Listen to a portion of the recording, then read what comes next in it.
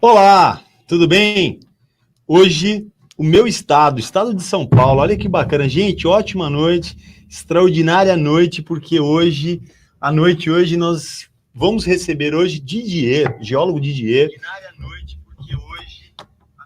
Estou aqui com o Lourenço, grande amigo do Didier, ele que convidou. Lourenço, ótima noite. Ótima noite a todos. Hoje a noite promete. Como sempre, o pessoal que está vindo aqui, gente, com um senso de contribuição muito grande, vindo assim com uma vontade muito bacana de querer compartilhar, trazer para vocês as informações. Eu não me lembro quando que eu vi apresentações como essa aqui, direcionada para o público certo, que é o perfurador, né? É lógico que quando você tem uma mesa de geólogos, a coisa flui bastante, né, Lourenço? Mas a gente tenta trazer as informações aqui mais redonda possível para o perfurador, até o cliente que está assistindo aqui, né? Justamente para ter um entendimento melhor do que é a exploração de água subterrânea, tá ok? Então, vou deixar para o Lourenço aqui para apresentar o nosso convidado e sejam bem-vindos. Todos, né? Exatamente. Então, hoje a gente está recebendo o Didier, parceiro, a gente acabou estudando junto, depois ele pode até saber por que aquelas turmas de geologia de Rio Claro, elas estão mais ligadas à água. O outro dia a gente até falou sobre isso, né? A conexão que a Unesp Rio Claro ela tem com a hidrogeologia, né? E o Didier é um cara muito experiente dentro dessa área, e ele vai acabar passando para a gente. Só para vocês terem uma ideia, ele é professor hoje, ele é professor da pós-graduação da Unesp. Ele se formou em 88, trabalhou 15 anos em diversas empresas de perfuração. Então, ele tem uma ampla experiência em perfuração de poços técnicos, né, que nem a gente fala, poços de rotativa, tendo que colocar técnica para perfurar, então ele tem muita experiência com isso daqui. Ele é doutor em Geociências e Meio Ambiente e atualmente ele é pesquisador 4 no Centro de Estudos Ambientais da Unesp Rio Claro, onde que ele desenvolve pesquisas relacionadas a recursos hídricos, né, que é o nosso tema, e água subterrânea. E através disso daqui, hoje a gente vai juntar a parte da geologia com a experiência que ele tem de perfuração. Então, seja bem-vindo, Didier. Podia colocar para a gente um pouco dessa experiência, desse time aí que você tem de trabalho da perfuração, um pouco contar um breve histórico aí da sua vida de geólogo nessa área. Só um minutinho, pessoal, só um minutinho que o Didier ele tá chegando, caiu a conexão com ele. Lourenço, conta um pouco mais Você conhece o Didier desde quando? Então, nós fizemos a geologia, quando entramos na geologia, em 82, em Rio Claro. O Didier, inclusive, era o mais novo da turma, para vocês terem uma ideia. Ele tinha acho que 2 anos, 1 ano e meio, 2 anos, ele tinha de diferença aí para a nossa turma. Então, ele já se mostrava dentro daquela área, já um cara de universidade, né? Tanto é que ele está mostrando ao longo do tempo, ele foi para Lida, ele foi para trabalhar com poço, ele foi ficar na beira do poço, quebrar a cabeça, que nem todo mundo acabou quebrando nessa área de perfuração, e ela pegou essa experiência juntando aquele feeling e aquele, vamos lá, direcionamento que ele já tinha para a área universitária, juntou isso daqui de experiência. Eu acho a família dele também já vem dessa área, e ele juntou tudo isso daqui, colocando e agraciando o pessoal de Rio Claro. E com a gente, agraciando a gente hoje, trazendo essa experiência. Didier, não sei se você escutou na hora que eu falei, eu fiz aquela apresentação e estava falando para você trazer um pouco desde quando você se formou, trazer essa experiência que você foi para a área de perfuração, dar uns leves tópicos disso antes da gente entrar na própria apresentação. Bom, Pico, é um prazer estar aqui com vocês. Eu acho que agradeço muito a oportunidade. A gente é companheiro de muito tempo, são 40 anos de geologia que a gente está comemorando esse ano, né? Então, acho que tem um pouco de história aí para contar. Antes de começar, eu estava conversando com o Emerson aqui antes de começar a transmissão, e eu falei para ele que quando eu me formei em 1988, tinha duas coisas que eu não queria fazer profissionalmente. Eu tinha estagiado bastante na área de mineração, sempre queria trabalhar com mineração e ir para o meio do mato, era a época do desenvolvimento da Amazônia, né? E aí eu falava que tinha duas coisas que eu não queria fazer. A primeira era ir trabalhar com água. E a segunda era morar em Araraquara. Por um acaso da vida, eu fui trabalhar com água, foi o primeiro emprego que apareceu. A coisa naquela época era realmente muito complicada. Se a gente acha que hoje tá difícil para os geólogos recém-formados, final da década de 80, começo da década de 90, foi muito, muito mais complicado. Vi muita gente voltando para casa sem muita perspectiva. E acabei vindo morar em Araraquara, acabei voltando para minha cidade natal. Então, eu acho que a primeira lição que fica dessa história de vida é que a gente não pode planejar muito, porque as coisas acabam sempre dando errado, né? Mas eu posso dizer que todos os caminhos que eu percorri até hoje, começando, são 15 anos de perfuração de poços, depois decidindo voltar a estudar, tendo conseguido uma posição na universidade, conheci muita gente bacana, muita gente boa que me ajudou muito, e eu acho que essa experiência que eu trago da atividade prática mesmo, da perfuração, de ter acompanhado obra, saber como é que a coisa funciona, entender um pouco de projeto, me abriu muitas portas e abriu muito o entendimento de como você pode utilizar os dados de perfuração, que basicamente a gente trabalha com isso fazendo pesquisa, a gente precisa muito da informação advinda do poço, e aí eu consigo enxergar hoje a importância que é o perfurador ter o registro e fazer o registro correto de todas as informações de um poço, não só para ele, mas também para o benefício da sociedade, para a ampliação da questão do conhecimento. Bacana, Didier. Tá ouvindo a gente? Tô ouvindo. Tá ouvindo. Legal. Acho que eu não vou espero não cair de novo. Eu não sei se acabou trocando na hora de. Tranquilo. Vamos começar a apresentação? Podemos começar. Legal. Vamos compartilhar a tela aqui e já começamos. Eu acho que eu preciso que isso, beleza. Habilitado.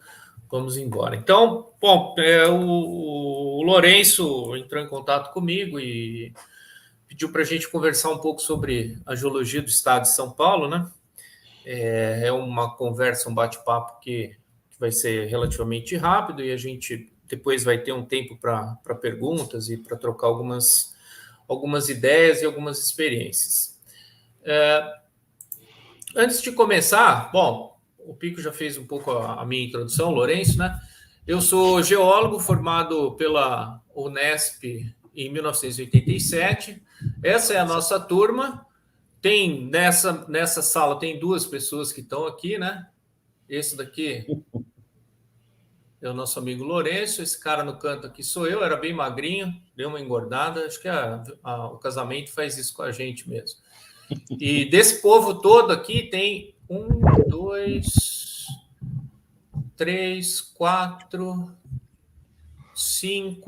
5 que trabalham diretamente com perfuração de poços, e um que trabalhou um tempo tá faltando o Babão aqui, o Glaucio, né?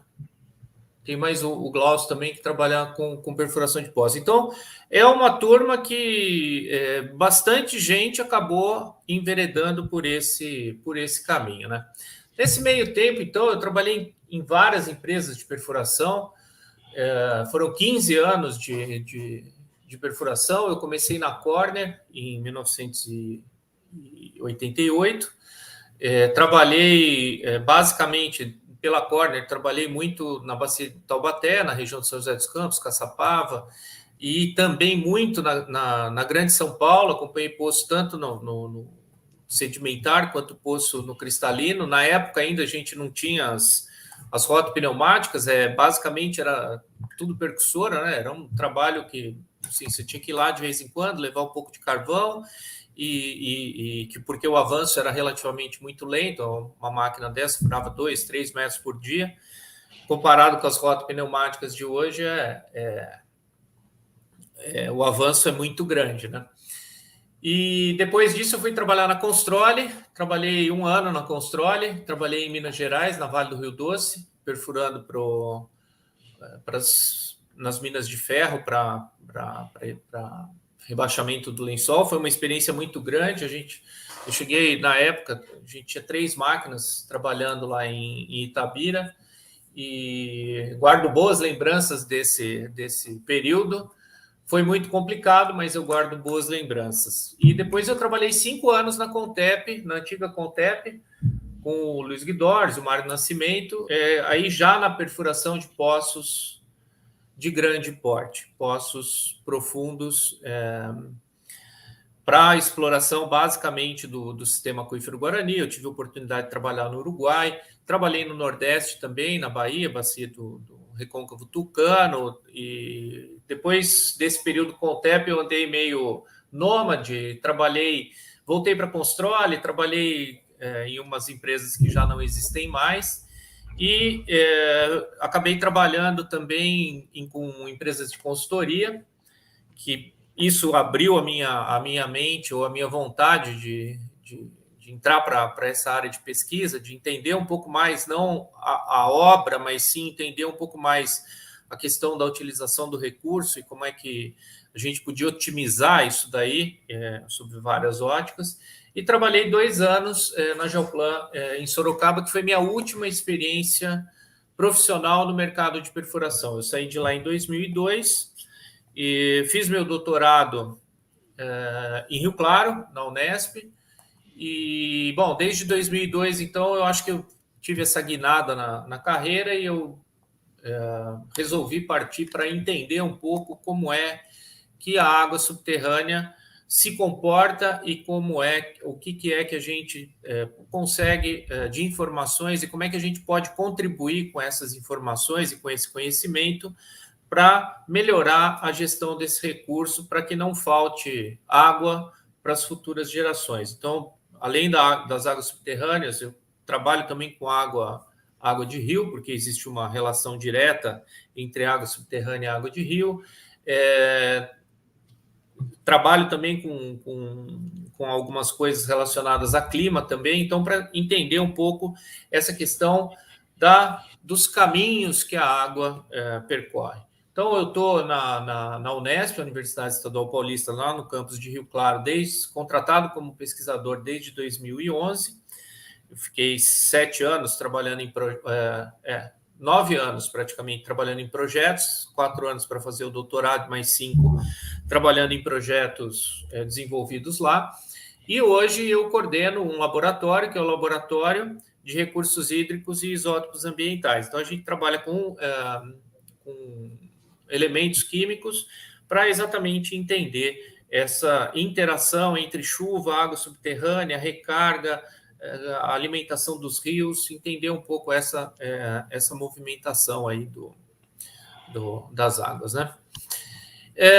Antes de começar, só para ter uma base mais ou menos para todos, a ideia é a gente vai apresentar 2 conceitozinhos básicos, né? Então, os tipos de aquífero que a gente tem, né?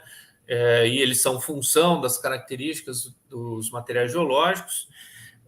Então, esses aquíferos eles podem ser granulares ou porosos, que estão contidos em rochas sedimentares. Isso tem um pouco a ver com o tema da palestra de hoje, para vocês entenderem a geologia do estado de São Paulo e sua relação com esses aquíferos. A gente tem os aquíferos de rochas calcárias, que são chamados os aquíferos kársticos, e os aquíferos fraturados, que são aqueles aquíferos que ocorrem em rochas cristalinas ou em rochas magmáticas ou metamórficas. Os granitos, os gneiss, os xistos e os basaltos. Então, aqui a água ela está contida entre os poros dos grãos. Aqui ela está contida em cavidades que ocorrem em função de dissolução da rocha. Então, a rocha é dissolvida pela água e ela cria esses condutos, são as famosas cavernas, né? E nos aquíferos fraturados, essa água, então, ela está contida em fraturas dessa rocha. Outro conceito, e essa questão dos tipos de aquífero, ele vai levar um pouco também, tem um pouco a ver com os projetos de poços que a gente vai utilizar e o tipo de completação e o tipo de perfuração que vai ser realizado. Então, poços em rochas sedimentares, normalmente, eles são completamente revestidos, a gente vai ter filtros e tubos lisos, a gente tem o maciço de pré-filtro aqui, porque essas rochas sedimentares, elas não são consolidadas o suficiente para que você possa deixar a parede do poço aberta. E a gente tem as rochas em aquíferos fraturados, em aquíferos cristalinos, que aí não existe a necessidade de completação com revestimento em toda a perfuração ou toda a extensão do poço. Apenas uma instalação de um selo de proteção sanitária para evitar que essas águas mais rasas, que porventura podem estar contaminadas, virem a atingir as porções mais profundas ou os aquíferos mais profundos. E em determinadas situações geológicas, você pode ter aquilo que a gente chama de poços mistos, ou seja, poços que são completados na parte sedimentar, onde existe alguma água, só que a quantidade de água pode não ser suficiente para abastecer a demanda do usuário, então você acaba aprofundando esse poço e furando os poços também nas rochas cristalinas. Então, aqui você usa um método de perfuração, que é o método rotativo, com circulação de lama. Aqui você usa o método rotopneumático e aqui você usa os dois métodos para perfurar esse tipo de poço. Um outro conceito bastante importante, ele vai ter muito a ver um pouco com o arcabouço geológico do estado de São Paulo, é os aquíferos confinados e os aquíferos livres. O que são os aquíferos livres? Exatamente, os aquíferos livres são aqueles mais rasos, que estão próximos à superfície e que não tem nenhuma camada impermeável por cima deles. E a gente considera que o nível d'água ele está dentro da unidade e esse nível d'água ele pode flutuar para cima e para baixo em função da variação da pressão atmosférica. Já os aquíferos confinados, eles têm uma outra característica, que é a presença de uma camada ou de uma capa que sela esse aquífero por cima e por baixo. E o que acontece com a água que está aqui dentro? Ela está um pouco sob pressão, ela está confinada.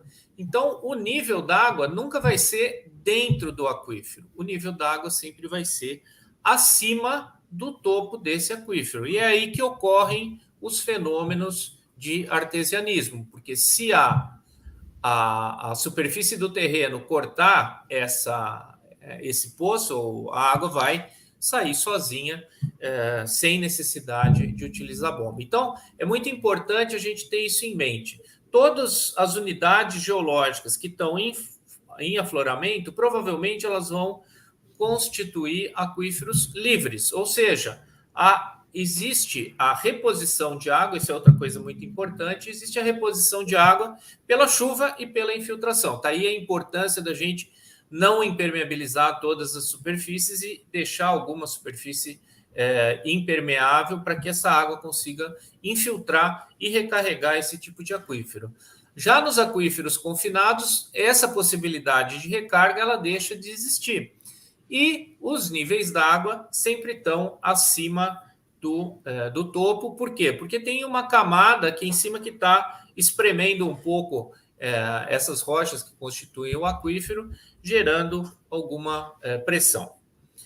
Então, esses conceitos são bastante importantes quando a gente vai buscar entender o arcabouço geológico e o que esse arcabouço geológico, essa estruturação geológica em termos de tipo de rocha e situação, vai propiciar para a gente em termos de aquíferos. Bom, esse é o mapa geológico do estado de São Paulo. É bem bonito, né? Super colorido. A gente vê... Aqui a gente tem tons lilás, rosa, alguma coisa um pouco azulada, alguma coisa mais amarronzada, umas manchas amarelas aqui no meio. E toda essa parte aqui, ela é de rochas em tons mais esverdeados. Bom, essas cores, elas indicam basicamente o que é que a gente tem na compartimentação geológica do estado de São Paulo. A gente reconhece no estado de São Paulo 2 grandes domínios. O primeiro domínio, que é esse daqui da porção leste do estado, é o domínio cristalino. Ele é constituído pelo embasamento cristalino, são as rochas cristalinas e predominantemente a gente vai ter aquíferos do tipo fraturado, com exceção da região do Vale do Ribeira, onde ocorrem algumas rochas calcárias, e aí você vai ter o aquífero kárstico. Então, por exemplo, a Caverna do Diabo está localizada numa região que é uma região conhecida de um aquífero kárstico, mas a grande maioria dessas rochas que estão em tons lilás, amarelo, cor-de-rosa, elas são do domínio cristalino. Então, a gente tem as rochas cristalinas e os aquíferos cristalinos. A exceção, a gente pode dizer que tem 2 enclaves aqui no meio, né? A gente tem essa bacia alongada aqui e essa bacia que está em amarelinho. E essas 2 bacias aqui, que é a bacia de Taubaté, que é uma bacia onde o aquífero é um aquífero sedimentar, e a bacia de São Paulo, que basicamente é onde está a Grande São Paulo, que você também tem os aquíferos sedimentares. Por outro lado, a gente tem todo o oeste do estado de São Paulo, que ele é caracterizado basicamente por estar num domínio sedimentar, de rochas associadas àquilo que a gente conhece como bacia sedimentar do Paraná.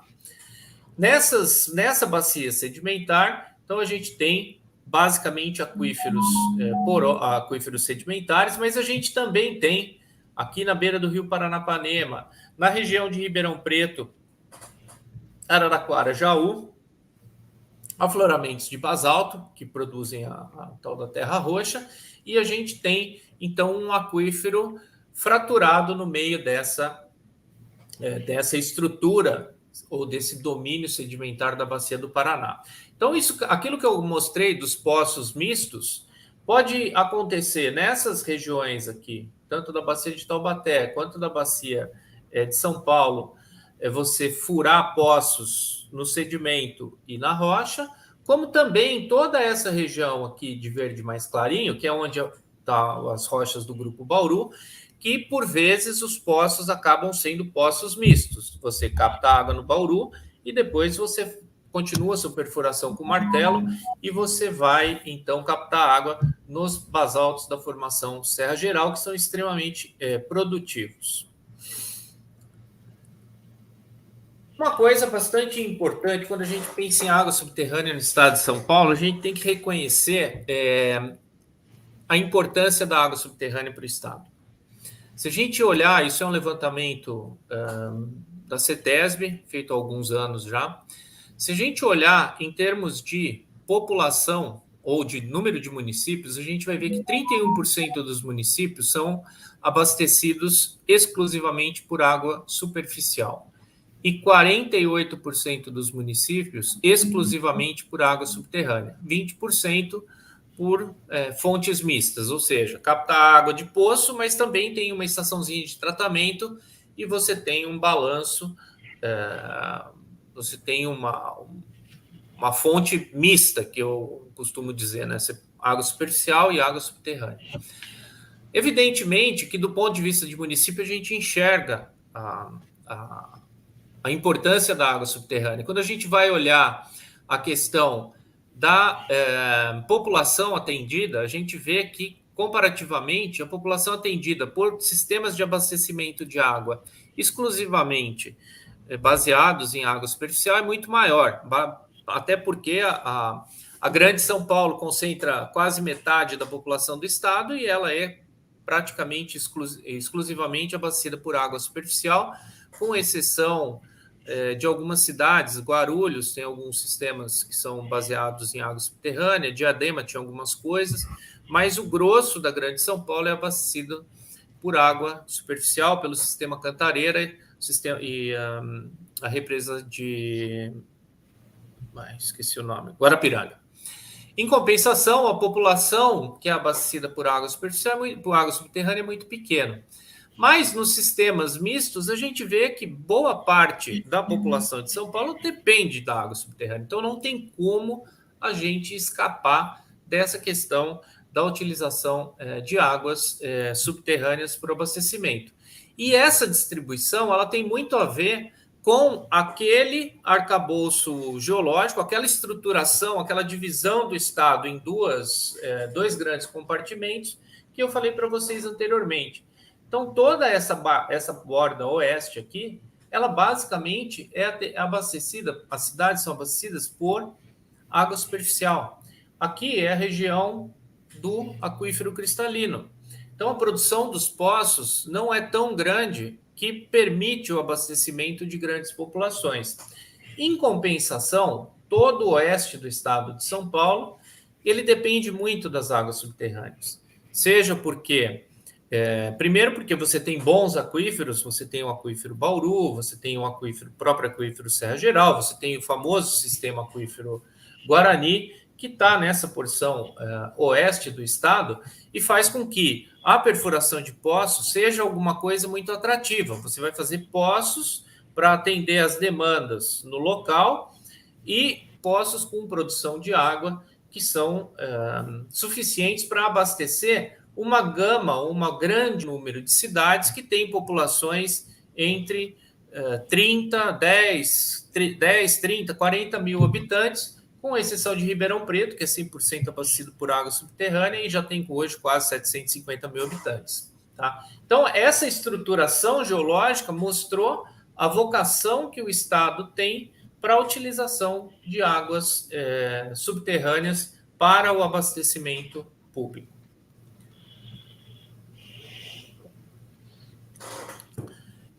Essa estruturação geológica, ela permitiu aos hidrogeólogos de construir um mapa hidrogeológico do estado de São Paulo. Essa publicação está disponível no site se eu não me engano, da Secretaria de Meio Ambiente. Eu acho que é fácil de achar. Se fizer uma busca no Google, é bem tranquilo. E a gente vê o seguinte: como é que funciona esse mapa? Qual que é o fundamento?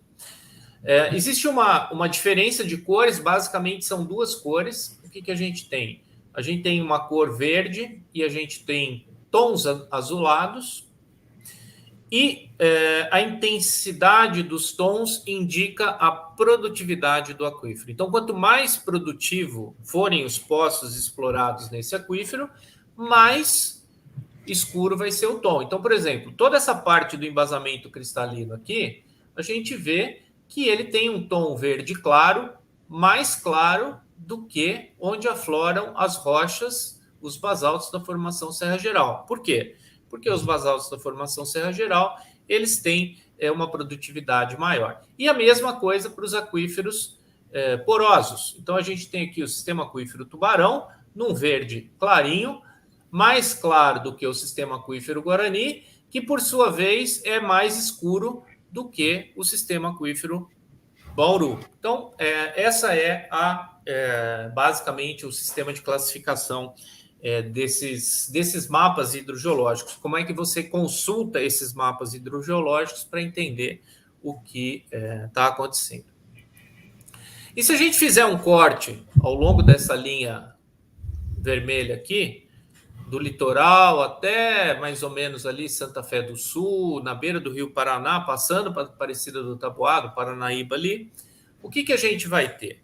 A gente vai ter exatamente essa divisão. a gente tem o sistema aquífero cristalino, numa posição um pouco mais elevada, a bacia de São Paulo, encravada nesse sistema aquífero cristalino, e os aquíferos da bacia do Paraná, que mergulham para o oeste. Então, a gente tem o sistema aquífero Tubarão, que é bastante explorado na região de Americana, Santa Bárbara do Oeste, Rio Claro, essa região conhecida das bacias dos rios Piracicaba, Capivari e Jundiaí, mesmo ao sul aqui, próximo a Taberá e Capão Bonito já está no cristalino, mais próximo a essa região. A gente tem uma unidade, que é uma unidade impermeável, que é o Aquitar do Passa 2, que separa o sistema aquífero Tubarão do sistema aquífero Guarani, os basaltos recobrindo o sistema aquífero Guarani. Então, o sistema aquífero Guarani, nessa região aqui, ele é um aquífero confinado. E a gente tem, finalmente, uma capinha cobrindo todo o oeste do estado de São Paulo, que é o sistema aquífero Bauru. E a gente tem, então, se a gente olhar essa linha pontilhada aqui, ela indica o nível d'água do aquífero Guarani. E a gente vai ver que, em boa parte, próximo ao rio Paraná, os poços vão ser jorrantes e de grande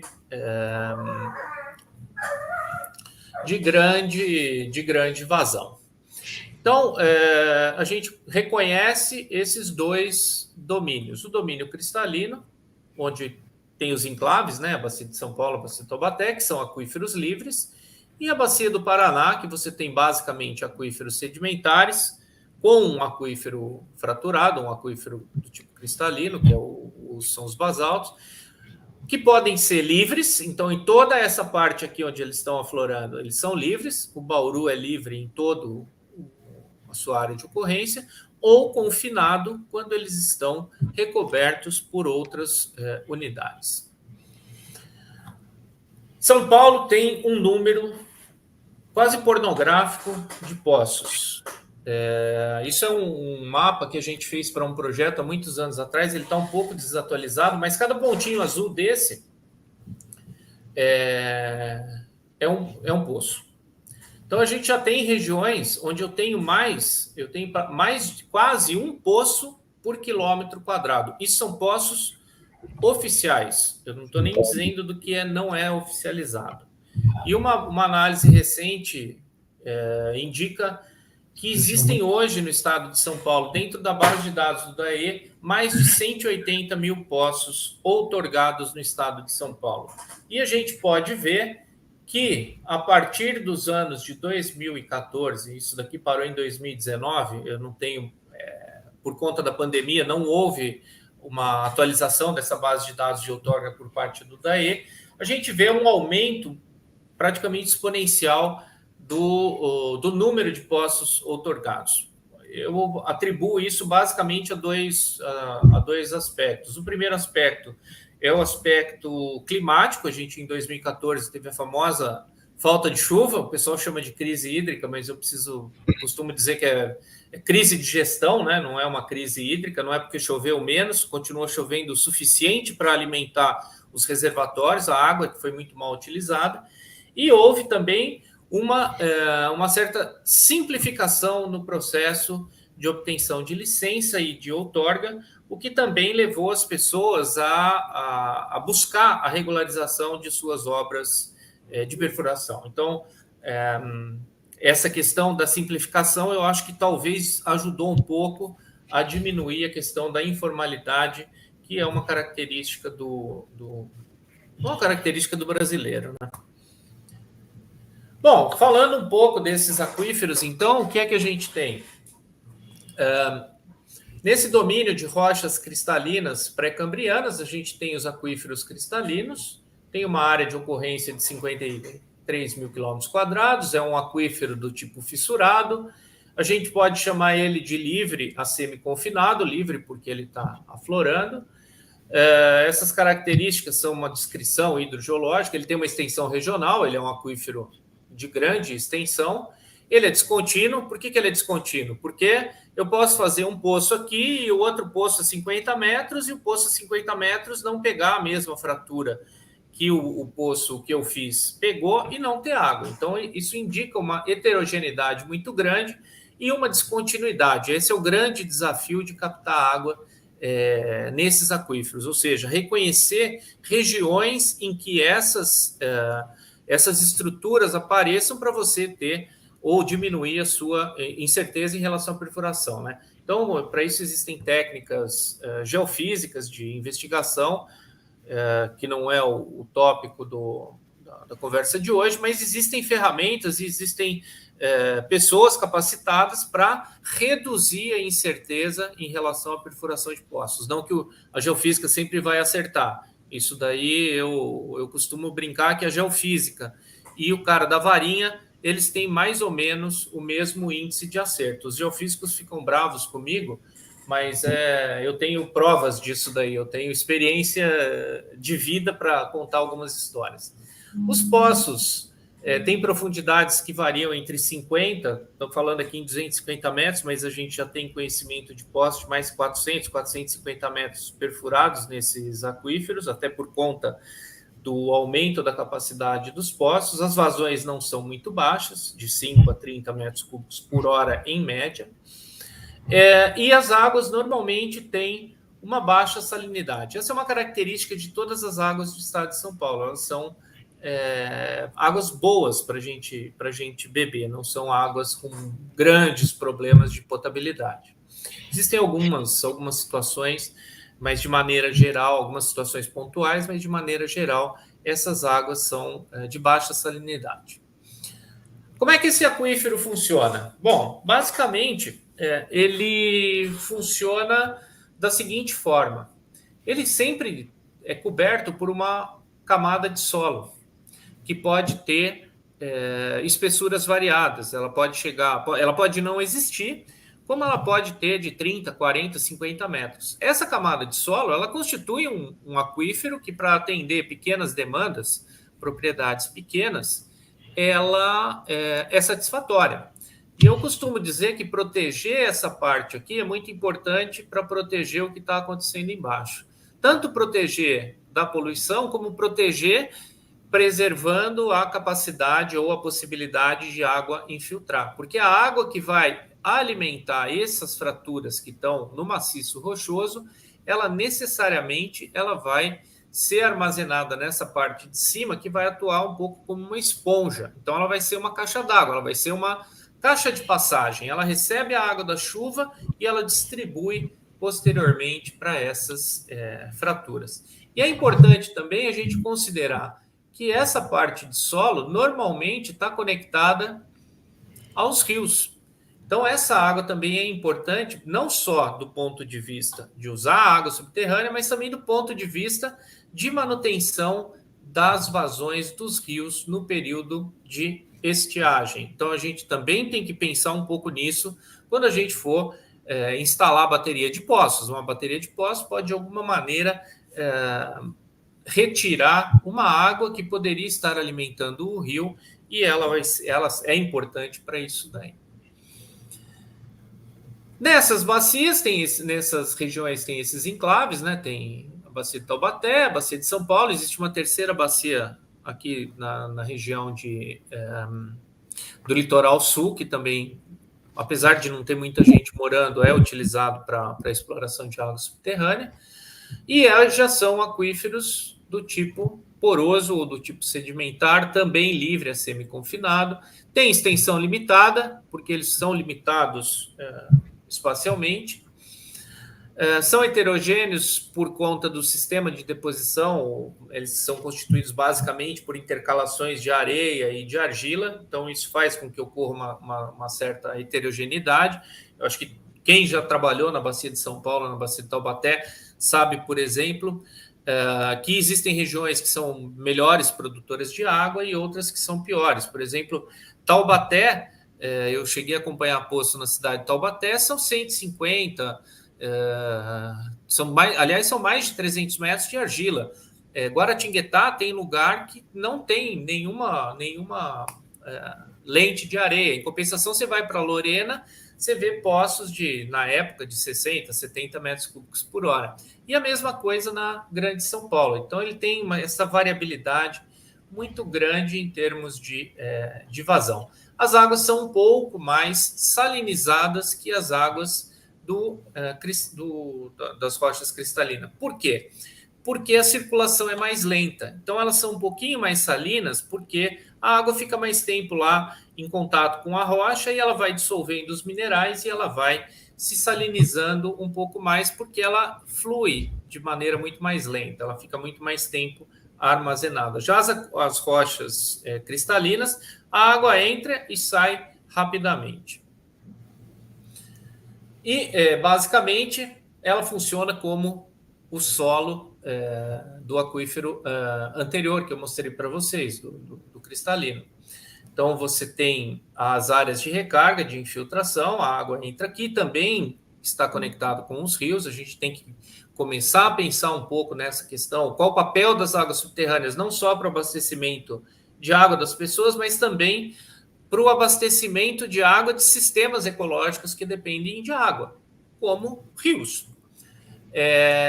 E essa recarga, então, promove o enchimento desse aquífero conforme a gente vai retirando a água. É evidente que as caixas de recarga sempre normalmente elas têm sido menores do que os volumes que andam sendo bombeados por aí. E passando já para o domínio da Bacia do Paraná, a gente tem então o aquífero Tubarão, que ocorre numa faixa praticamente norte-sul aqui. A gente tem a região de Campinas, Piracicaba, Rio Claro, Americana.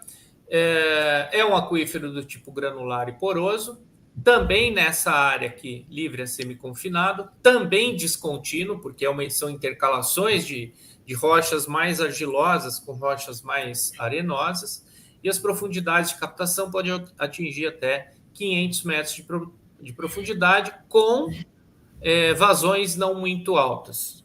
Mesmo assim, existem algumas cidades, como Capivari, por exemplo, que depende bastante das águas do aquífero Tubarão, porque nessa região aqui próximo ao Rio Tietê aqui, tem algumas vazões maiores. E são águas que têm um quimismo muito variável também. Aí a gente tem o nosso famoso aquífero Guarani. Ele tem uma faixinha aqui, são aquelas areias fininhas, bem selecionada, é um excelente aquífero. Ele é livre na sua faixa de afloramentos, mas confinado. Por quê? Porque ele tem um monte de pacote rochoso em cima dele na porção oeste do estado. Ele é um aquífero regional, ele se estende do Brasil até a Argentina. Contínuo, é um pacote de areia com muito pouca variabilidade do ponto de vista textural. Você sempre vai encontrar, raramente vai encontrar camadas de argila intercaladas, com um potencial de exploração excelente. A gente está falando em 600 metros cúbicos de água por hora, mas nos anos 80 era comum os projetistas buscarem poços com vazões de até 1 milhão de metros, 1 milhão de litros por hora. Então, é evidente que isso se mostrou com o tempo um pouco inviável, as vazões acabaram caindo, mas é um aquífero, é o principal aquífero da região sul-sudeste do Brasil, em termos de aproveitamento, em termos de qualidade, capacidade de água.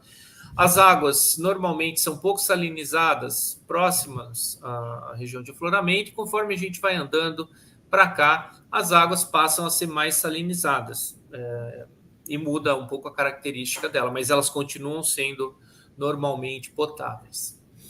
Cobrindo, então aqui a gente tem um corte saindo aqui da região de Ribeirão Preto, indo até aqui Presidente Epitácio, mais ou menos, cortando leste-oeste o estado de São Paulo.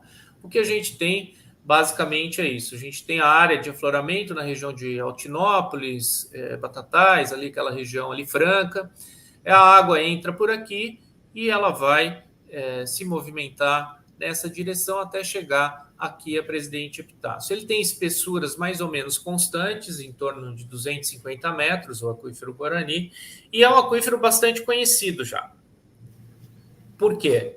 Ele é bastante conhecido porque houve a disponibilização das informações. São poços feitos com um bom acompanhamento, uma boa descrição das amostras, perfis geofísicos. Então, de novo, eu bato na tecla. A gente só vai poder saber o que está acontecendo se a gente tiver informação de boa qualidade. E a informação de boa qualidade, é lógico que ela depende do interesse das pessoas em terem essa informação.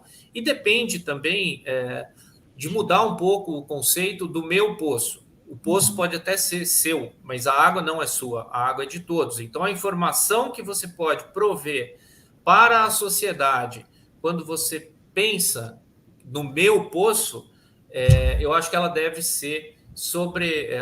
sobressair em relação ao interesse pessoal do proprietário do poço. E a gente tem tido grandes embates em relação a esse tipo de diferença de visão estratégica e de visão de como utilizar a informação em benefício da sociedade. Então, a gente tem os famosos basaltos também, né? Que ocorrem nessa porção aqui, por cima dos arenídeos do Botucatu. Também um aquífero regional, descontínuo e heterogêneo, por quê? Porque a água ocorre em descontinuidades, em espaços vazios da própria rocha.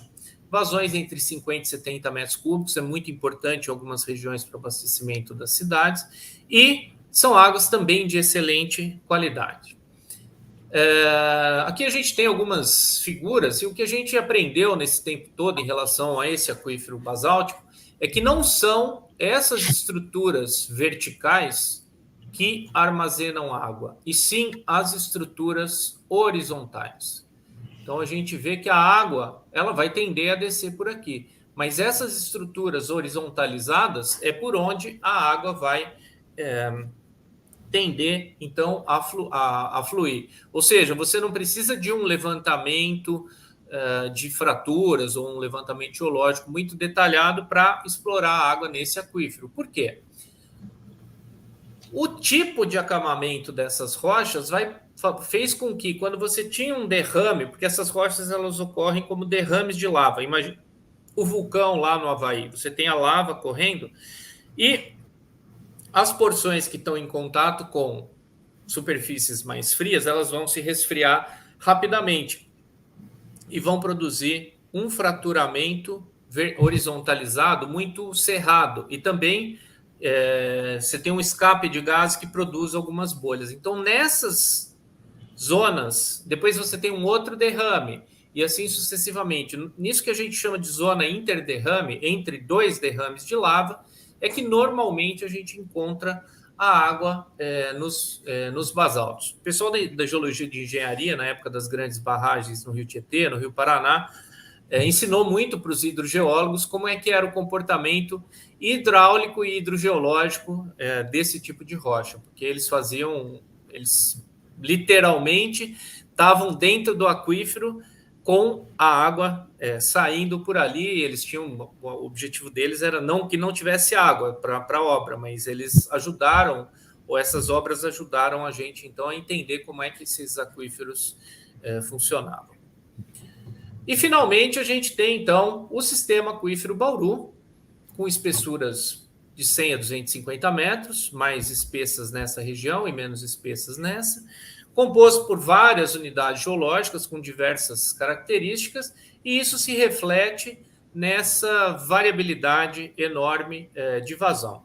São águas também de boa qualidade, mas por ser um aquífero livre, ele está muito suscetível à contaminação por diversas coisas, desde esgoto até produtos agroquímicos. A fertirrigação é um problema sério nessa região aqui, e existem vários casos de contaminação, especialmente por nitrato. Então, esse é mais ou menos o panorama que a gente tem do arcabouço geológico e hidrogeológico do estado de São Paulo. É uma coisa relativamente simples e muito conhecida. Por quê? Porque foram feitos inúmeros estudos patrocinados pelo DAE e pelas próprias universidades. A gente tem hoje 3 grandes universidades no estado e vários grupos de pesquisa dedicados à água subterrânea. Então, tem a gente lá em Rio Claro, tem o pessoal da USP, o professor Ricardo Irato, o professor Reginaldo Bertolo, tem em São Carlos o Edson Wendland, na Ilha Solteira tem o professor Jefferson, da Unesp também, tem o professor Rodrigo Manzioni em Tupã, ou seja, existe uma comunidade técnico-científica muito avançada que permite a gente ter um conhecimento das condições das águas subterrâneas no estado muito grande, além de diversos órgãos de pesquisa, como o Instituto Geológico, a própria CETESB. É um estado, o próprio DAE, é um estado muito bem organizado do ponto de vista de arcabouço institucional para conhecimento das águas subterrâneas. Bom, eu acho que aqui eu vou colocar duas questões importantes que eu acho que a gente tem que começar a pensar, que é a questão da proteção das águas subterrâneas. Então, uma pergunta que sempre eu vejo que é feita é como é que funciona essa questão de perfurar poço em posto de gasolina? Todo posto de gasolina tem um poço, mas esse poço é seguro? É garantido que eu não vou ter uma contaminação da minha água? A gente sabe que posto de gasolina é um lugar onde a quantidade de acidentes e incidentes que ocorrem, vazamento de tanque é muito grande. Se a gente pensar que todo o reservatório, toda a reservação de gasolina, óleo diesel, álcool, se dá em subsuperfície com tanque enterrado, e o controle sobre os volumes estocados não é um controle muito lá dos melhores, a gente pode ter o que a gente chama de uma contaminação pela própria gasolina que vazou. E essa gasolina, ela vai ser um contaminante mais leve do que a água. Então, ela vai ficar boiando em cima dessa interface num aquífero livre, dessa interface entre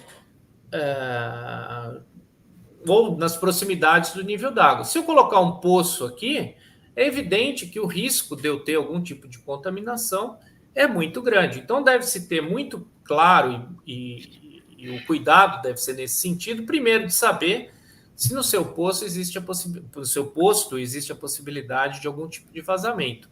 E segundo, pensar na construção de um poço que não capte essa água mais próxima da superfície. Busque sempre captar água em profundidades maiores nesse aquífero livre, esse aquífero superficial, porque senão o risco de você contaminar ou estar bombeando água contaminada é muito grande. Basicamente é isso que acontece, né? A gente tem o tanque de óleo, a coisa volatiliza, começa a descer, a hora que encontra o nível da água aqui, a interface entre zona, o que a gente chama de zona não saturada e zona saturada, esse contaminante fica flutuando por cima e aí ele acaba se movimentando também e pode contaminar as águas subterrâneas. Então a gente tem sempre que ter muito claro essa condição. Posso furar um poço? Eu acho que pode, eu não estou dizendo que não possa, mas certifique-se que não tem contaminação no seu posto, certifique-se que a perfuração ela vai, de alguma maneira, não captar essa água mais superficial, mas sim fazer um poço mais profundo, numa condição em que, se você tiver um aquífero confinado, sempre é melhor, porque daí você minimiza essa possibilidade de contaminação, e com a instalação de um selo sanitário, um tubo de boca devidamente cimentado para evitar esses problemas de contaminação. Ainda falando em termos de proteção de água subterrânea, tem muito disso aqui no Brasil, né? O sujeito faz um poço, a vizinhança toda cresce o olho em cima do poço dele. Por quê? Porque, de novo, o poço é meu poço, vocês estão vendo o que eu estou falando, né? É como se fosse uma propriedade. Mas o que está aqui embaixo é de todo mundo. E eu costumo dizer que fazer um poço é como colocar um canudo dentro de uma garrafa de Coca-Cola. Você coloca um canudo dentro de uma garrafa de Coca-Cola, você vai acabar tomando essa garrafa de Coca-Cola. Mas se 5 pessoas colocarem 5 canudos dentro daquela garrafa de Coca-Cola, o que vai acontecer? a Coca-Cola vai acabar rápido, mesmo que seja aqueles litrão, aquelas garrafas de 3 litros, e ninguém vai ter a sua vontade de tomar Coca-Cola saciada. O cara ainda vai ficar com aquela vontade, pô, podia ter tomado um pouco mais, né? Mas o outro tomou, eu tomei. Então, muito cuidado com isso, porque essa questão de furar um poço aqui, outro poço do lado, um outro aqui na frente, acaba ocasionando uma coisa que a gente chama de superbombeamento. Então, o sujeito faz o poço, começa a bombear, o outro começa a bombear. O que acontece com os níveis? Eles começam a baixar e um poço começa a interferir no outro de tal maneira que acaba secando uma porção muito grande do aquífero. Então, isso tem que ser considerado também como uma maneira de proteger as águas subterrâneas, tanto da questão da contaminação, mas também da questão da superexploração.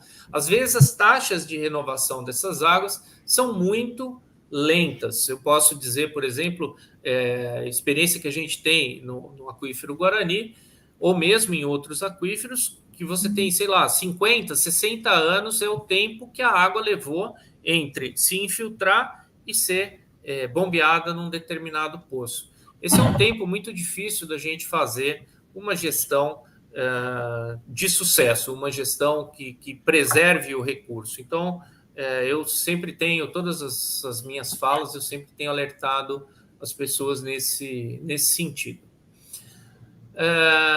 Então, um caso de superexploração, por exemplo, a gente está vendo e está vivendo isso no aquífero Tubarão, aqui na região de Sumaré, Campinas. A gente já tem regiões, aqui Americana, Paulínia, Santa Bárbara do Oeste, já tem esse eixo da Anhanguera para o aquífero Tubarão, existe sérios indícios de uma superexploração por excesso de poços. Então, isso às vezes as pessoas não têm muito essa consciência.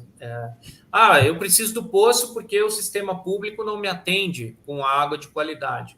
Mas se ele não te atende porque ela é muito cara, ou ele não te atende porque faltou uma pressão política, porque faltou uma organização social, de tal maneira a fazer com que o sistema público possa abastecer alguns empreendimentos isolados e não depender da água subterrânea, porque a água subterrânea é muito mais barata que a água da concessionária. Então, essa visão, eu acho que ela tem que também ser um pouco transportada. Esse não é o único caso. A gente tem o caso de Ribeirão Preto, a gente tem o próprio caso da Bacia de São Paulo. Eu posso contar, quando eu comecei a trabalhar ali em Guarulhos, no trevo de Guarulhos, acho que foi o primeiro poço que eu acompanhei, era uma tecelagem e, bom, tinha água no sedimento ali. Hoje eu sei que não tem mais água no sedimento. Tem 120, 125 metros de Bacia de São Paulo e já está tudo seco. Por quê? Porque o excesso de poços acabou causando esse rebaixamento excessivo.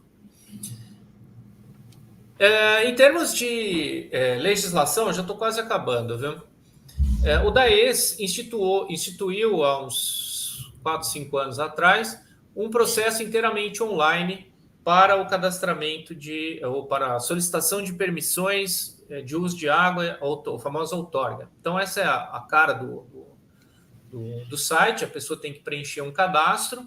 Normalmente, quem pode solicitar isso é o usuário da água, mas ele pode permitir que um técnico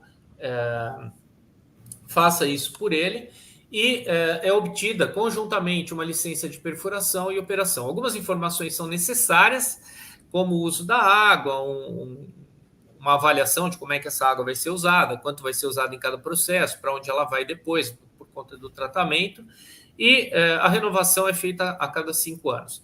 No próprio site tem um roteiro muito detalhado, de passo a passo, com as telas que são apresentadas aos usuários, para a pessoa fazer, então, a regularização da sua obra hídrica. Isso não vale só para poço, mas vale também para outros tipos de obra que envolvam recursos hídricos.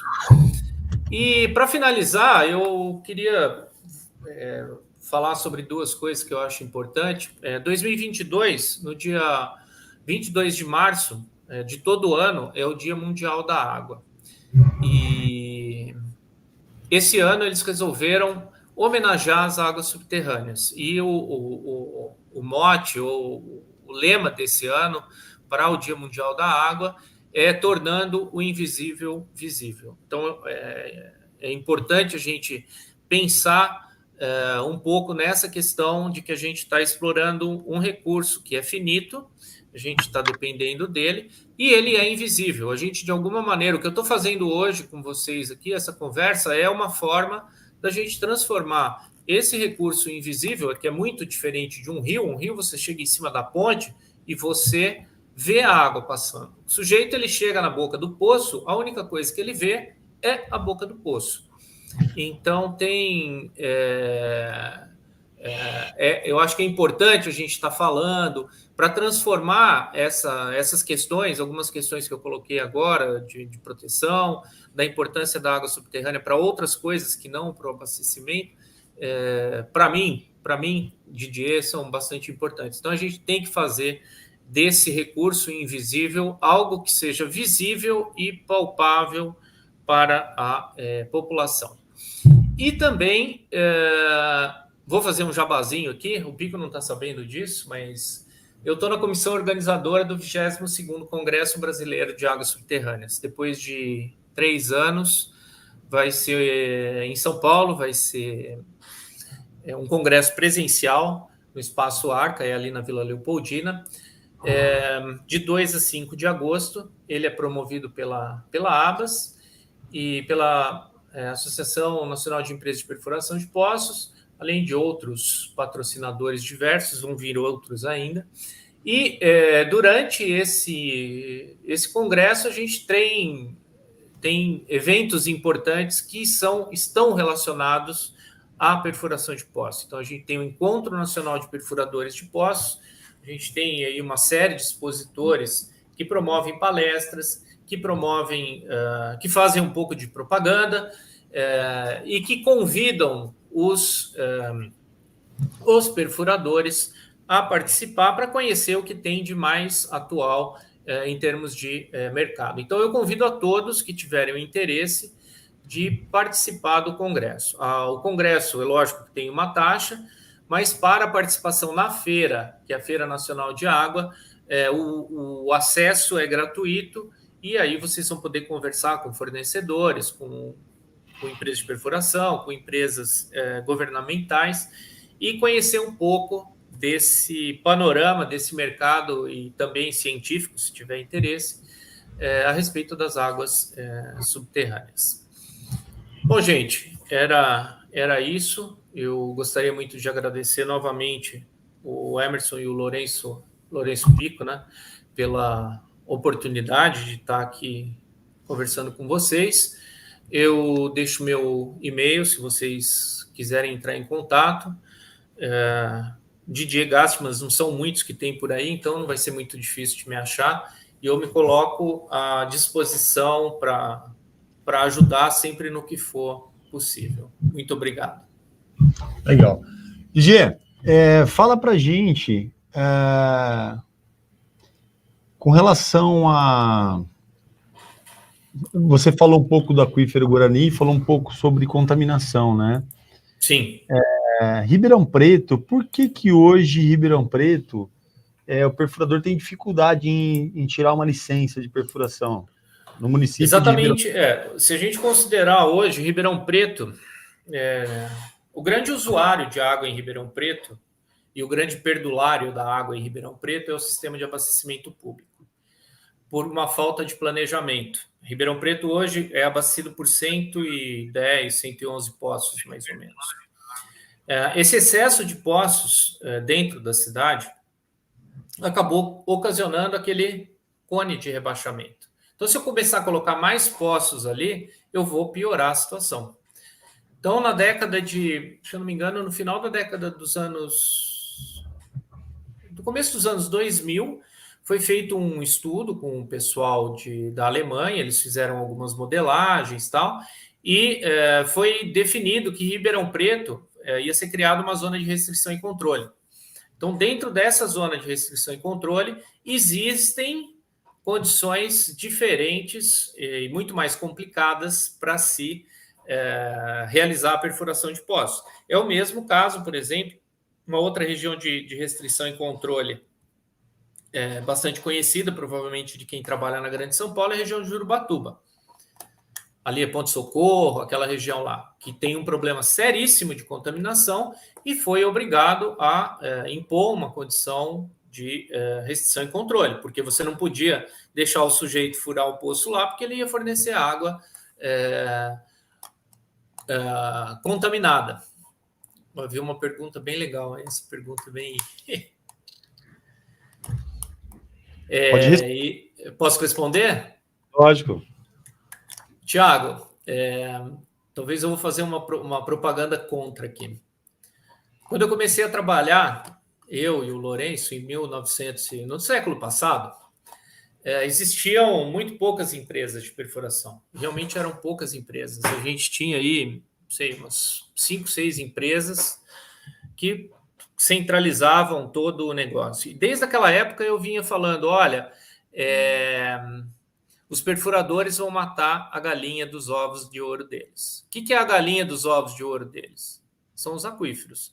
Se você expandir um número muito grande de perfurador sem controle, é lógico que você vai diminuir a quantidade de água disponível. Se você diminuir muito a quantidade de água disponível, lógico que você vai afetar diretamente quem vive da exploração da água. Vai sobreviver quem? Quem tiver maior capacidade tecnológica ou maior capacidade de venda e de conseguir justificar o insucesso dele com perfurações com vazões menores, com, às vezes, muito mais poços secos, né?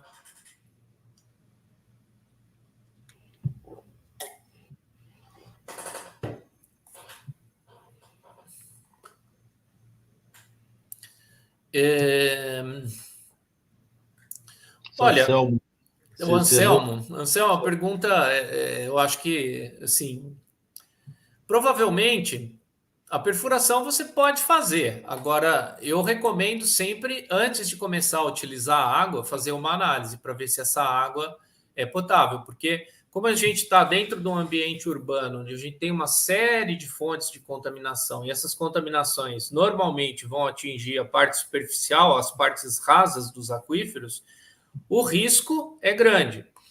O principal, só para vocês terem uma ideia, o principal contaminante do mundo hoje é nitrato, é o nitrogênio. Nas áreas urbanas, ele está associado a vazamentos de rede de esgoto.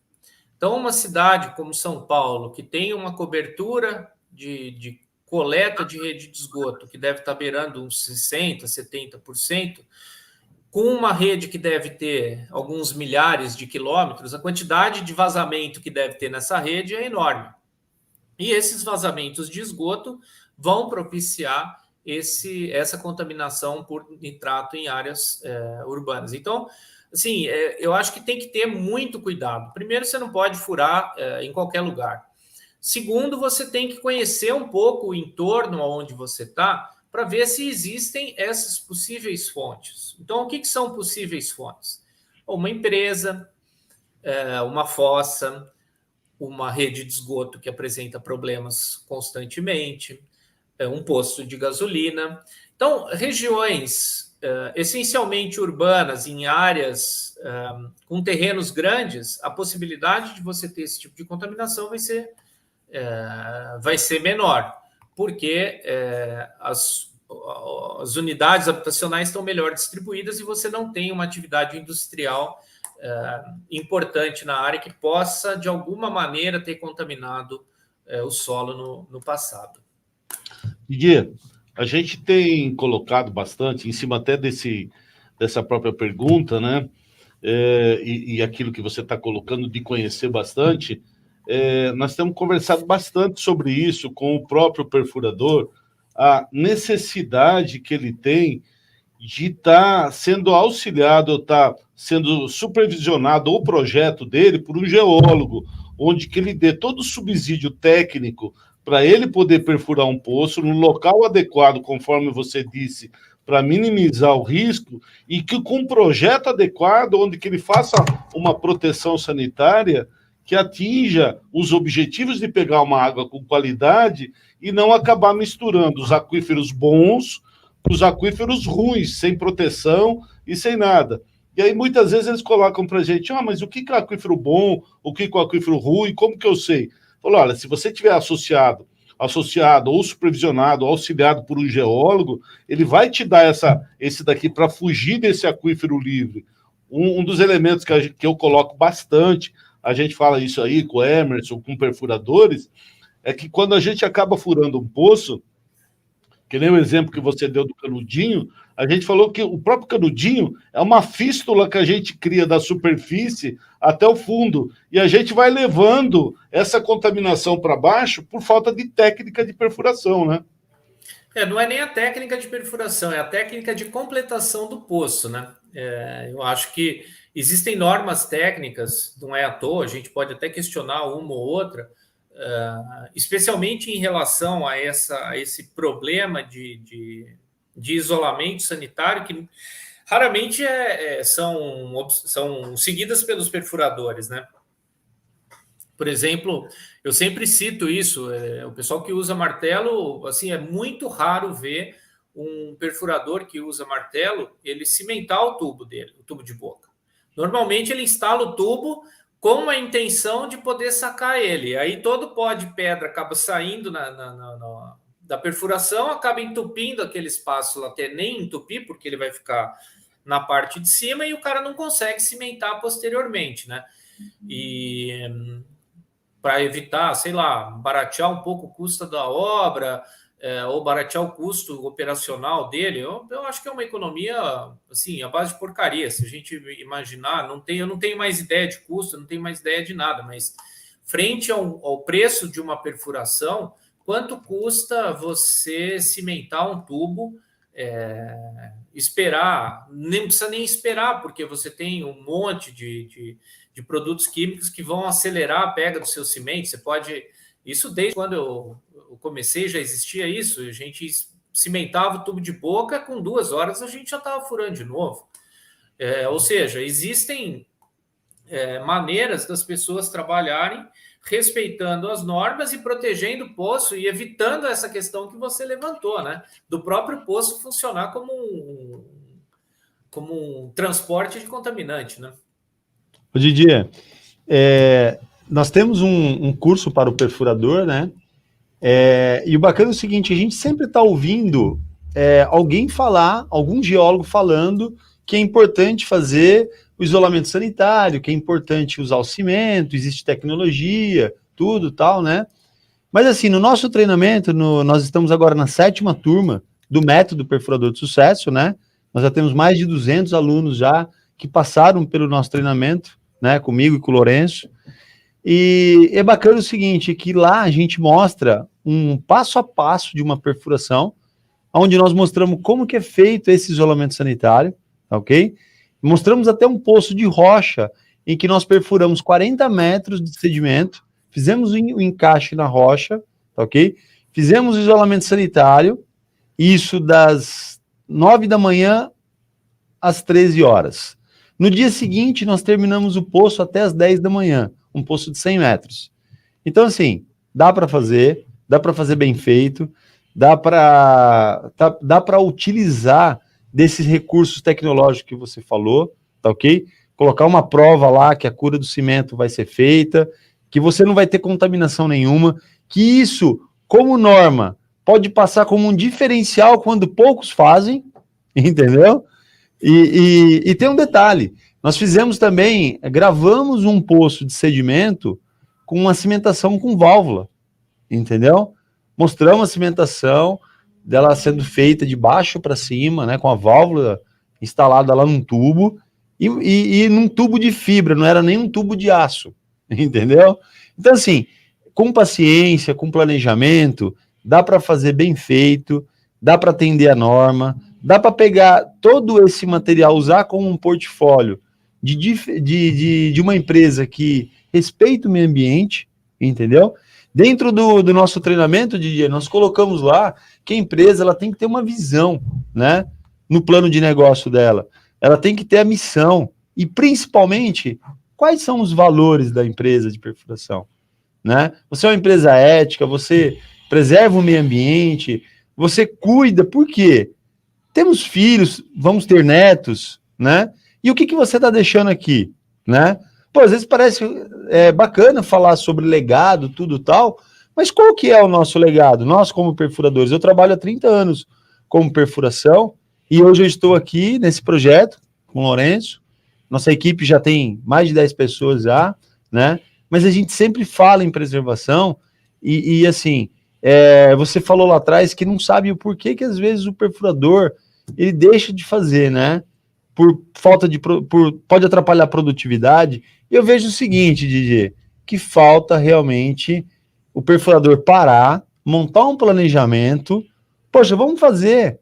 A primeira vez talvez não dê certo, talvez se atrapalhe na cimentação, mas depois aquilo vira um hábito. Nós temos vários alunos já que mostram no nosso grupo dos guardiões da água, né, dos perfuradores, mostrando aquilo como rotina no seu dia a dia, entendeu? Então, assim, eu acredito que dá para fazer, né? Eu, assim, a tua apresentação, excelente, né? E isso é outra coisa que a gente trabalha muito, eu e o Lourenço, é o perfurador buscar, né, essa capacitação. Às vezes ele não consegue fazer um treinamento em geologia, mas ele fazer como eu fiz. Busquei o Lourenço, Domingos, que trabalha com a gente até hoje, né? Um geólogo, essa parceria com o geólogo para você ter um diferencial, né? Que é o quê? Uma empresa séria, uma empresa organizada, uma empresa que entrega um relatório bem feito, que mostra para o cliente quando mesmo diante de uma dificuldade, né, você consegue contornar aquela dificuldade. Ah, o poço não deu água. Poxa, vamos olhar o que a geologia está falando, né?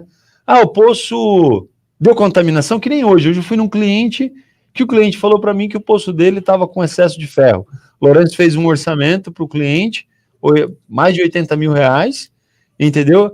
Aí o cliente perguntou, falou, Hermes, o que você acha que eu deveria ter feito? Falou assim, eu acho que você deveria cuidar melhor do seu poço, fazer a limpeza com frequência, analisar a água, porque no momento que você teve ali um desequilíbrio, que a água notou que a água está com alto teor, cuida.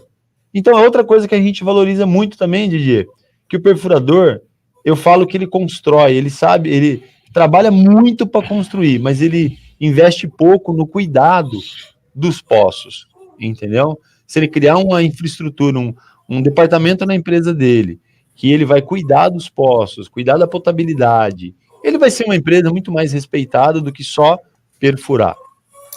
Eu acho que um negócio muito mais rentável perfurar, mas a partir do momento que ele tem uma carteira de clientes, que ele cuida, ele tem a recorrência, ele recebe mensal, ele está cuidando do cliente e está cuidando também do meio ambiente, porque a partir do momento quando ele cria aquele plano de potabilidade, ele fechou o cerco, né? Sim. Eu acho que às vezes me preocupa muito uma situação, porque os interesses, em algumas vezes, eles podem ser um pouco distintos. Normalmente, quem procura a perfuração de poço não entende nada de poço. Então, se você escolher uma boa empresa com todo esse suporte técnico, eu acho que a criação de plano de trabalho é bastante importante também, é fundamental, porque o que o cliente de água subterrânea quer hoje? Ele quer abrir a torneira e que saia água, porque foi vendida sempre a imagem que a água subterrânea é uma água de boa qualidade a um custo muitas vezes menor.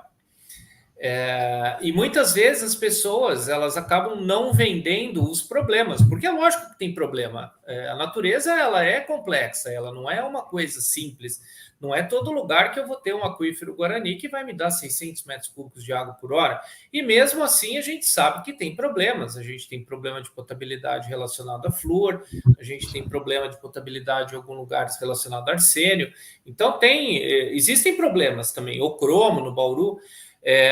Eu acho que juntar essas duas coisas, uma empresa que tenha um plano de negócios com conhecendo as técnicas e sabendo conversar com o cliente, não prometendo para ele só a água que vai dar na torneira, mas antecipando os problemas que pode acontecer, eu acho que isso é fundamental.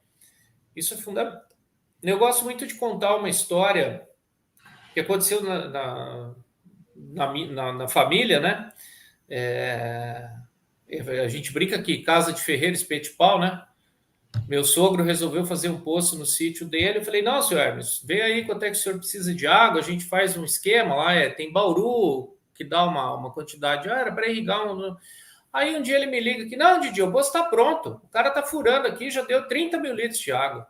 Eu falei, nossa senhora, mas o que o senhor vai fazer com 30 mil litros de água? Não vai fazer nada, porque o sujeito disse que dava 30 mil litros de água, a hora que foi tirar 8 mil, a bomba crivou.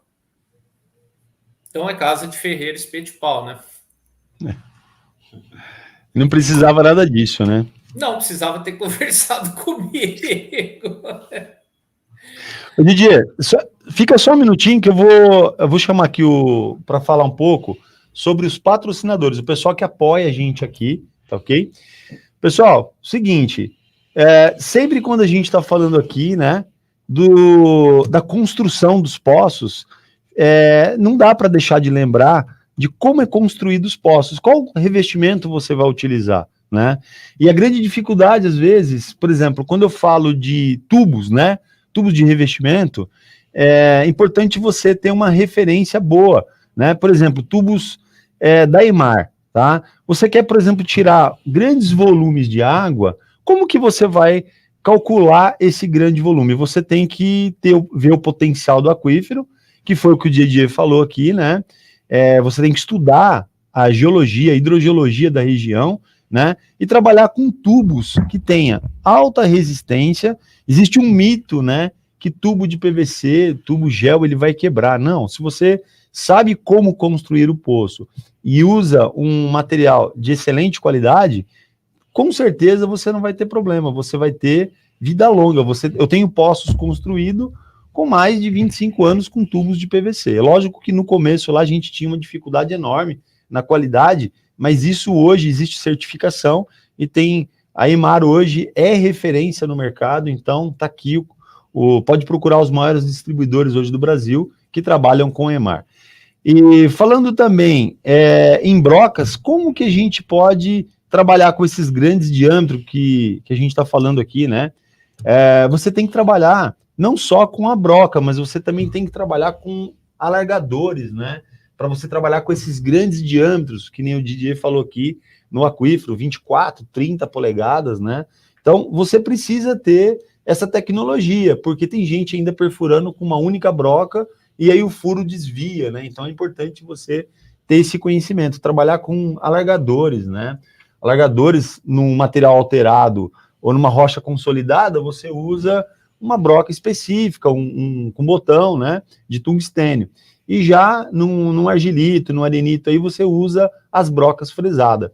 Pessoal, tem um bônus aqui, tá? De R$1.000 até 10 polegadas da broca e R$2.000 acima de 10 polegadas. Olha aqui, entre em contato com o Márcio, tá ok?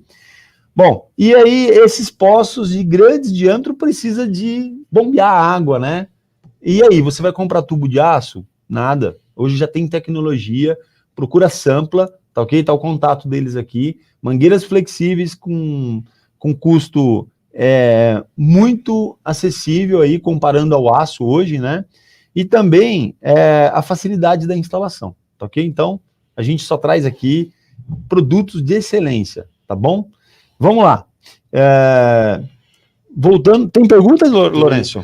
Eu tenho uma aqui que, até para fazer uma analogia em cima daquilo que você falou, Didier, do Paulo Beraldo, ele falou aqui, eu não sei só de onde que ele não disse aqui.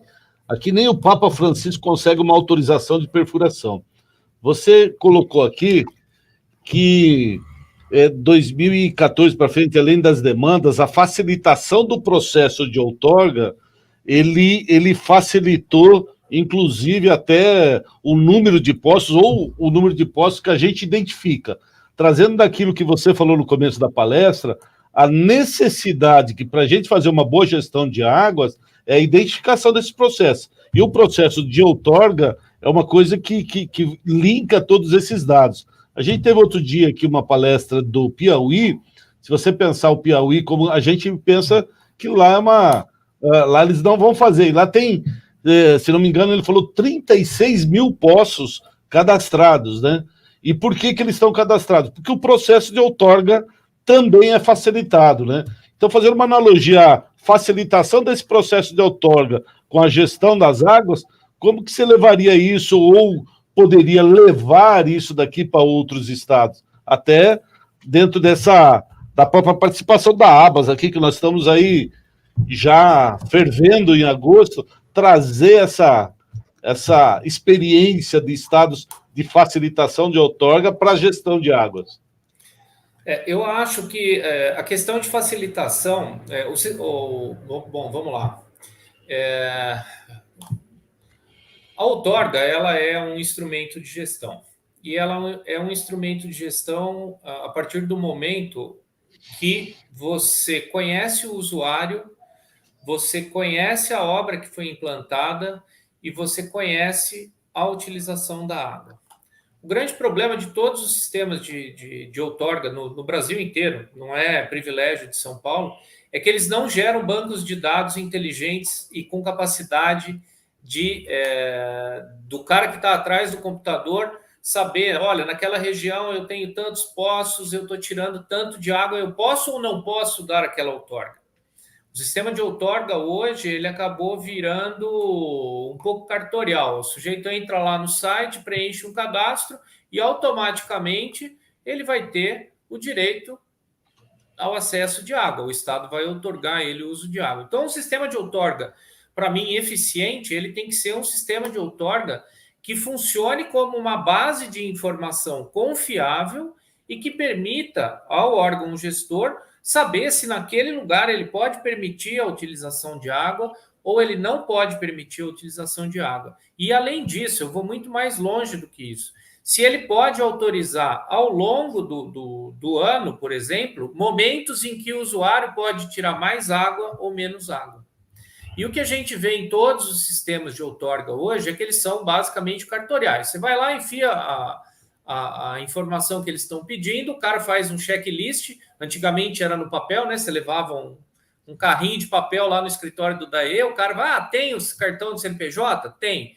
Tem a cor da cueca do dono do terreno? Tem. Tem não sei o que? Tem. Não tem, já não dá, não posso dar, não sei o que, e você criava um sistema de facilitação. Bom, então eu vejo particularmente que os sistemas de outorga eles são falhos nesse quesito. Por outro lado, a questão da facilitação, da simplificação do processo, ela vai um pouco no sentido de que as pessoas vão começar, eu penso assim, as pessoas talvez comecem a ficar mais educadas, no assim, olha, eu tenho uma obra, eu preciso regularizar essa obra. É complicado. Não é complicado. Então, essa é uma publicidade positiva para o sistema, trazer a informação, ou trazer o usuário para dentro do sistema. Porque o próprio o modelo de outorga hoje permite, ou o cara tem que dizer lá, olha, eu sou responsável, se alguém pedir informação para mim em qualquer momento, eu sou obrigado a fornecer. Então, você simplificar, você traz o usuário para o sistema de legalidade. Aí você tem condições de avançar um pouco mais e chegar nesse modelo que eu comentei no início, né? Um modelo em que a outorga funcione como um instrumento de gestão. Você conhece o usuário, a sua demanda, o quanto está sendo explorado do aquífero, o risco que esse aquífero está sendo submetido. Eu posso interagir, olha, tira tanto de água superficial, tanto de água subterrânea, o rio está baixo, aumenta a água subterrânea. O rio subiu, baixa a água superficial. Eu acho que a ideia sim, essa é uma visão que eu... Isso daí até que você está falando de... O mundo utópico, viu, Pico? Oi? O mundo utópico. Ele passa a ser utópico, mas o que é interessante é que nem você falou, no momento que eu tenho eles pensando na simplificação, os postos cadastrados, é uma ferramenta que eu tenho mais para fazer gestão, né? Na hora que eu não tenho nada, nem gestão eu consigo. Eu tenho um exemplo só para fazer uma analogia. Tem de gestão só. Porque aí você vai dar água ruim e todo mundo vai ficar com dor de barriga, né? Eu tenho um exemplo sobre isso que você falou de evolução, né? E de ser utópico. Quando eu vim para o Vale do Paraíba para fazer aquela operação dos poços da concessionária de água. Não vou ler falar o nome, de água. E na época tinham 80 poços que entravam dentro daquele sistema misto de água superficial, uma cidade de 700 mil habitantes, ela tinha 40% de água subterrânea e 60% de água superficial. E dentro desse processo de uso de águas, a gente passou muito por esse sentido de cadastramento deles. Aí o que acontece? Quando eu cheguei para ver os poços, você chegava, onde que está o poço? Ah, está lá, ó, no meio do mato. Aí chegava, como assim está no meio do mato? Aí a gente entrou começando a fazer preservação, retirando a bomba, fazendo adequação, fazendo otimização do poço, fazendo urbanização. Bom, só para simplificar, 5 anos depois, o fiscal da concessionária, ele entrava dentro da área e falava, esse arame enfarpado está solto, você manda apertar lá. E antes era no meio do mato, que não tinha nada. Então, talvez esses processos, o primeiro passo, que é o próprio licenciamento, ou o próprio cadastramento, esses poços, eles falam assim, opa, ele existe. E os processos podem ser utópicos, que nem você falou, né? Mas talvez seja mais próximo de uma realidade, né? A gente ter, pelo menos, saber que existem, né? Uma outra coisa que eu acho interessante, eu acho bom as pessoas serem alertadas disso, o processo de legalização de um poço, ele vai dar ao usuário do recurso hídrico uma grande vantagem se aparecerem conflitos. E os conflitos estão aparecendo. Então, é a história de um poço do vizinho, o poço que está devidamente regularizado, ele tem condições de garantir o acesso à água. Quem não está regularizado, provavelmente numa demanda vai perder. E os conflitos, quando a gente fala em conflito de água, a gente não pensa em guerra de água, mas a gente pensa em usuário contra usuário, ou sistemas de usuário, comunidades de usuários contra outras comunidades de usuário. Então, é o abastecimento público versus a irrigação em zonas periurbanas, é o abastecimento público contra o desenvolvimento industrial, é um conjunto de irrigantes com uma grande fazenda que está em volta. A regularização, ela garante alguns direitos em casos de conflitos, e os casos de conflito vão existir. É só ver o número de postos que a gente está falando no estado de São Paulo. São 190 mil regularizados, e os que a gente não sabe. Se a gente fizer na base de 10-1, que é o que a gente estima, são 2 milhões de postos. É bastante, é muito poço, né? Exato. Legal. E a pergunta? Tem uma aqui do Fagner. Do Fagner. Fernando Conceição. Quanto tempo leva para conseguir toda essa documentação necessária para perfurar de um poço? Essa daí eu posso até responder. Por favor. Quando você entra com essa documentação, Fagner, teoricamente, na norma dele, fala 40 dias, né?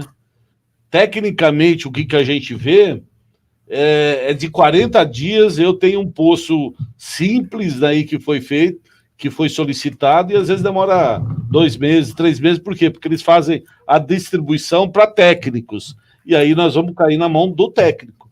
Se aquela distribuição caiu para um técnico que ele é rápido, ela vai ser rápida. Se for para outro, ela vai ser mais lenta, e também vai depender do órgão, né? O órgão em Minas, ele tem um procedimento que é muito moroso em relação ao de São Paulo. Então, em Minas, eu já demorei 6 meses para tirar um processo de outorga.